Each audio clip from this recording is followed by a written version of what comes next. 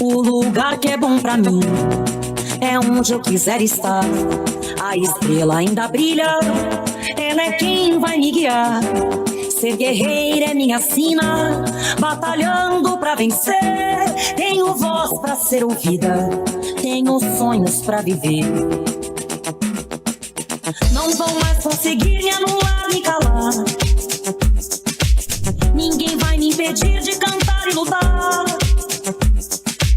Seja em casa, no campo, na rua ou na praça, chega de mordaça, agora eu vou falar. Porque eu sou mulher pra fazer acontecer. Eu sou uma delas, são elas por elas, ocupando os espaços de poder. Porque eu sou mulher pra fazer acontecer. Eu sou uma delas, são elas por elas, ocupando os espaços de poder.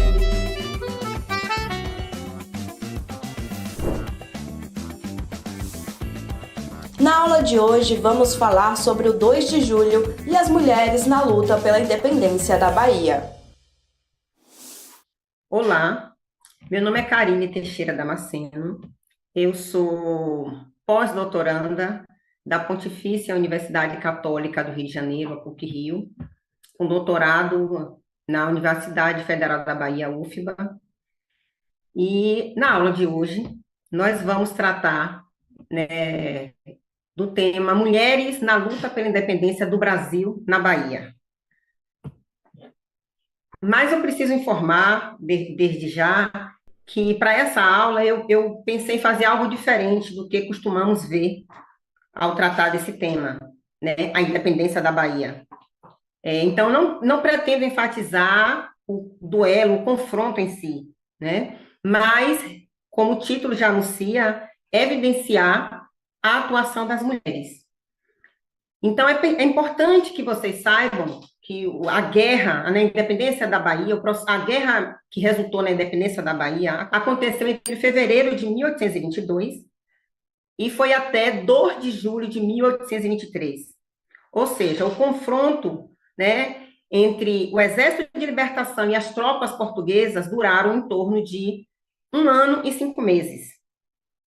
A batalha ocorreu no mar, no Rio Paraguaçu, em Salvador, em diversas vilas do Recôncavo, em algumas ilhas, como na ilha de Itaparica. Vários segmentos da sociedade baiana participaram da luta de resistência em defesa do Brasil, né? Participaram, evidentemente, os militares, proprietários médios, senhores de engenho, alguns comerciantes, escravizados, mestiços, libertos e homens livres. Observe que eu estou falando sempre no masculino. É assim que geralmente aparece a informação sobre os segmentos que participaram da guerra, generalizando para o masculino. É um traço da nossa historiografia, né? E é importante situar isso aqui, porque para esta aula nós vamos trazer um outro personagem, né? Pretendo trazer personagens femininos. Claro, predomina ainda um silêncio sobre as mulheres, mas o esforço de buscá-las na bibliografia, de buscar na documentação, é algo que é urgente.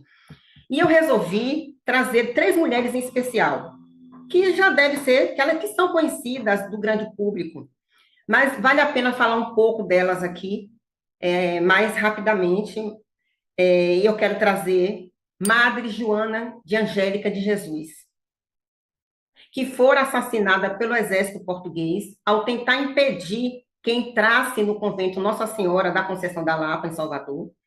É uma mulher branca, uma religiosa, que adota uma postura de intrepidez, de valentia, né? Porque ela se coloca numa posição de enfrentamento àqueles soldados, e por isso sua vida é ceifada. Então, é uma característica que também está fora, dentro de um modelo de feminilidade considerado como aceitável, que é da mulher passiva, da mulher submissa. Então, uma madre, uma religiosa, se contrapõe a esse modelo de feminilidade em 1823 para defender aquele espaço que ela entendia como sagrado.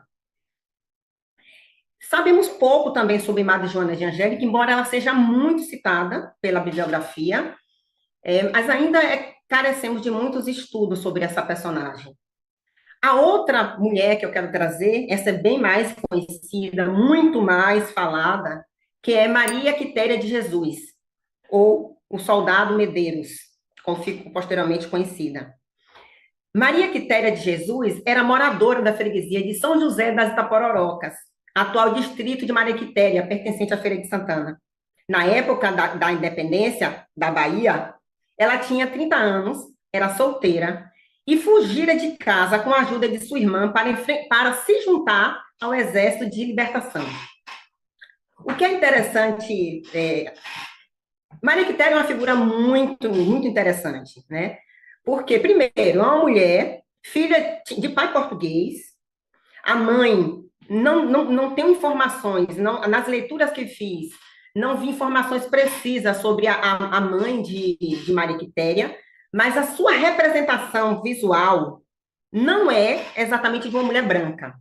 Então, não diria isso de Maria Quitéria. Não posso afirmar se sua mãe seria indígena ou negra, não posso tecer esse tipo de informação, mas se observarmos as imagens que circulam nos livros didáticos, inclusive, né, sobre Maria Quitéria, não é de uma mulher branca. Então, acho que já merece algumas investigações. Maria Quitéria, na época da independência, como disse antes, ela tinha 30 anos e era solteira. Acho que é um dado também para chamar a atenção em relação a essa mulher. 30 anos e solteira, não era algo muito comum, pensando as mulheres, filhas de proprietários, o pai dela era um pequeno proprietário, tinha alguns escravos.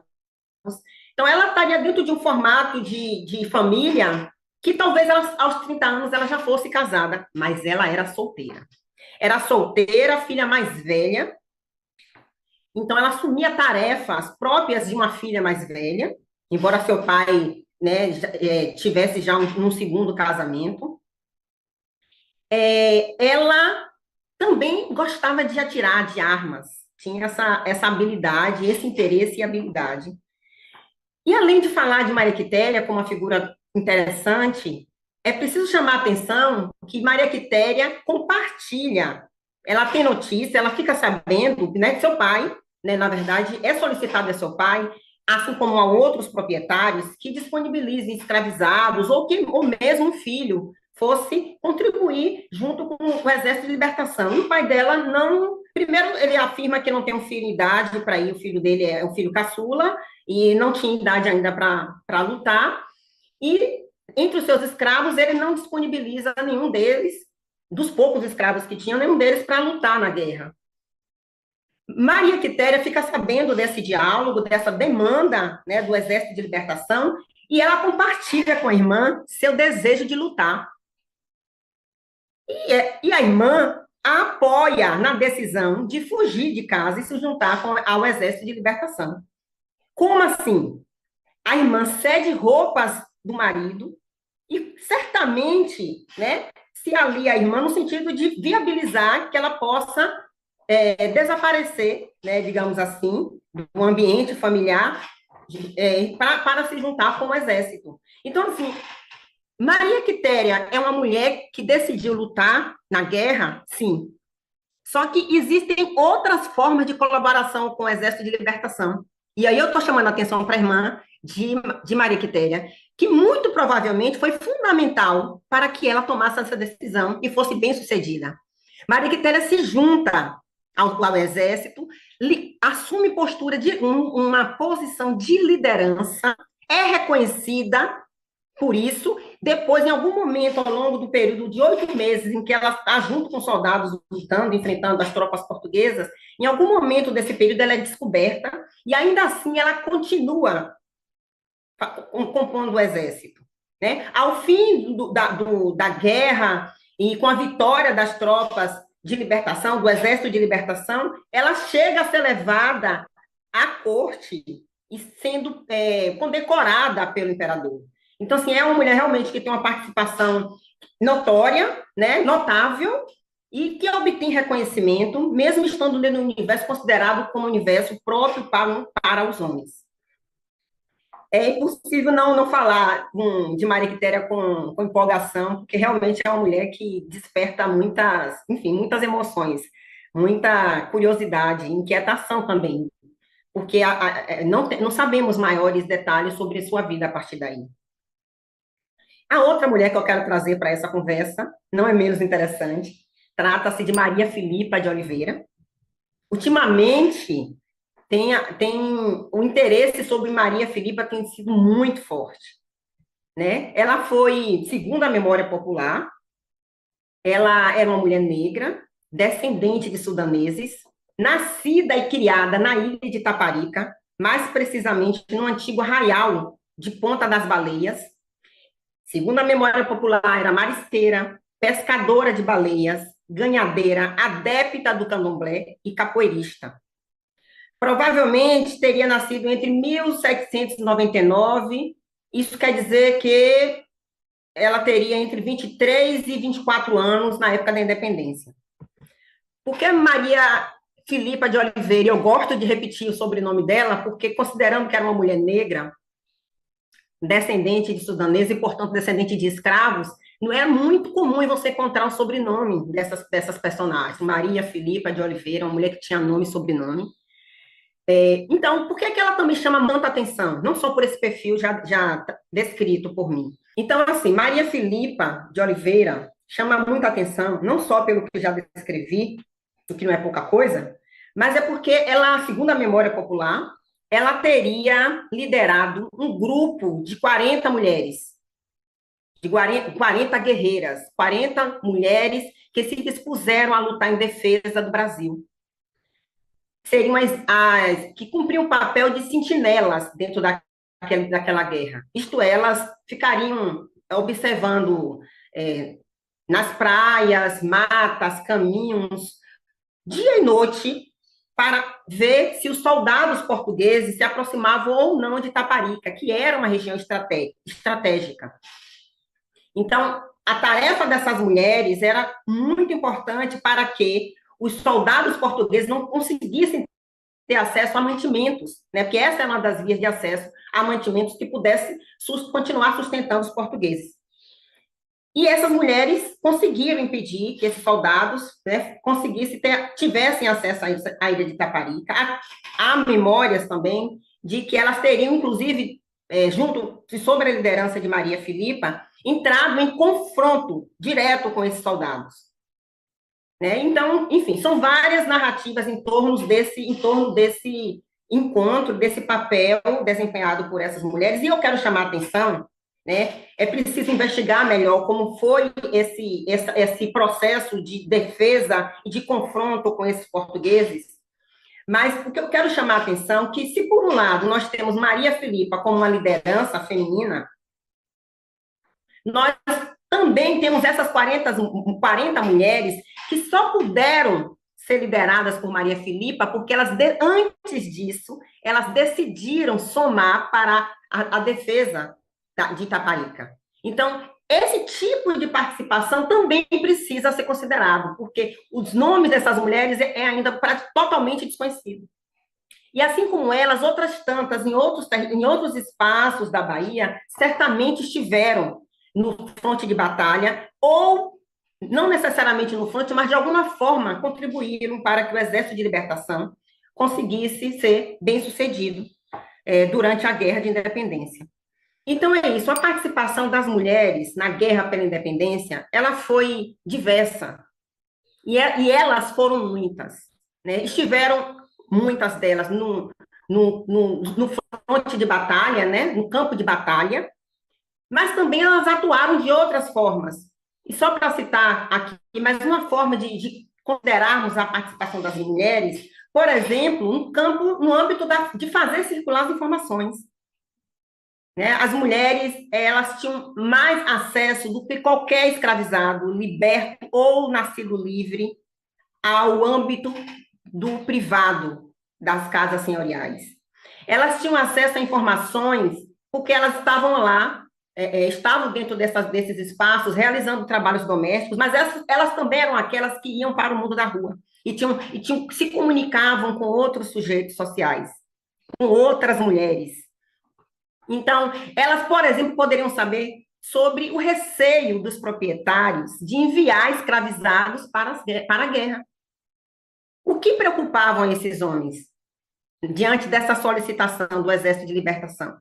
Né? Eles tinham medo que a ideia de liberdade se voltasse, se ampliasse ainda mais, chegasse até as senzalas, por exemplo, e que a libertação não fosse só no âmbito de ruptura entre Portugal e o Brasil, naquele momento específico, concretizar a independência a partir da atuação da Bahia, né?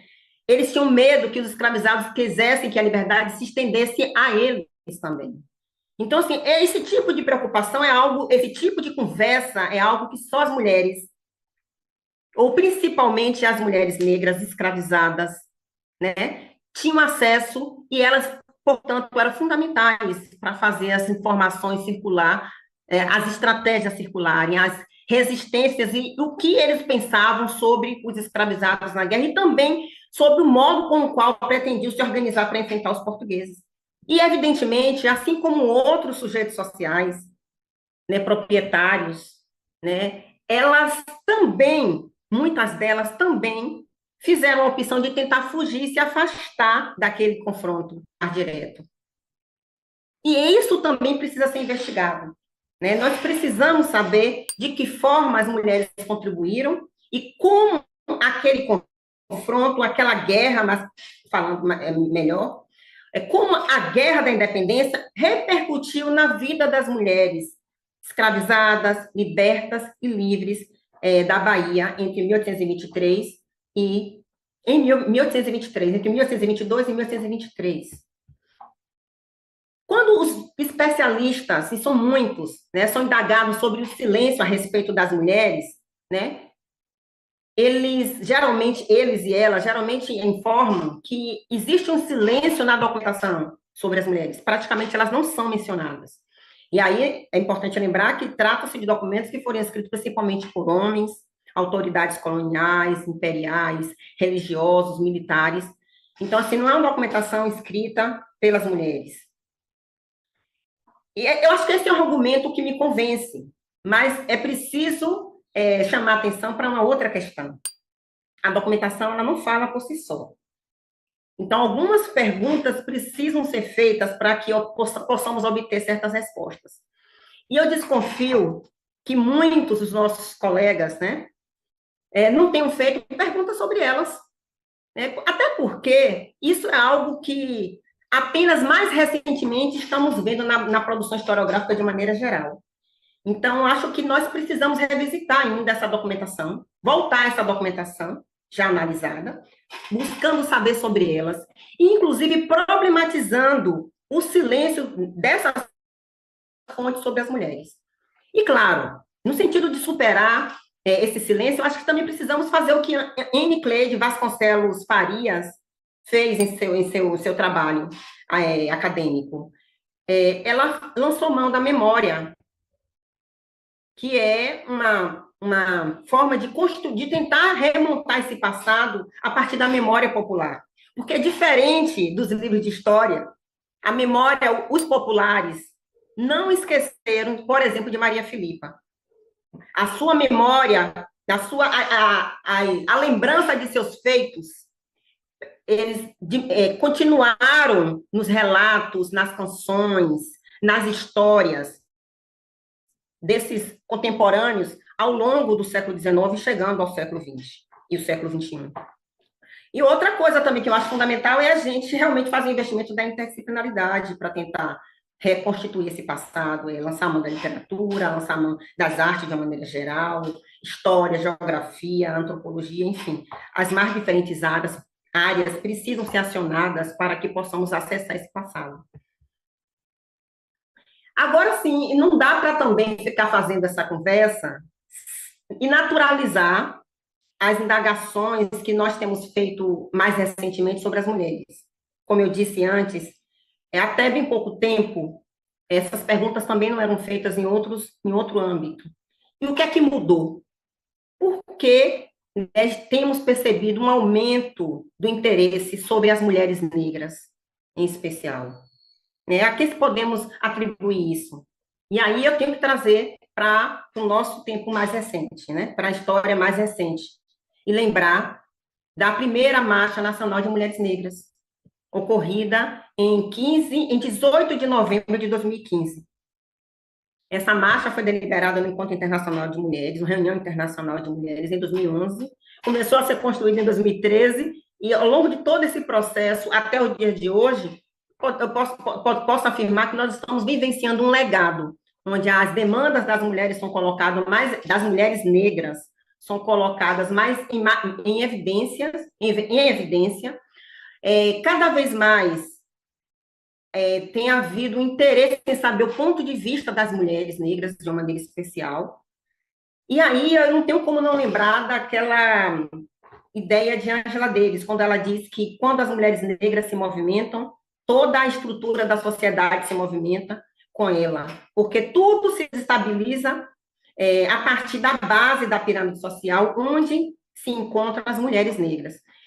E por que eu digo isso? A mobilização, a organização das mulheres negras, do meu ponto de vista, tem contribuído, e aí muito em torno dessa marcha, que, claro, faz parte de uma luta que é muito antes de 2011, mas a organização de mulheres negras para construir essa marcha, ela também soma para o fortalecimento, serve de incidido, de inspiração para outros grupos historicamente oprimidos no Brasil.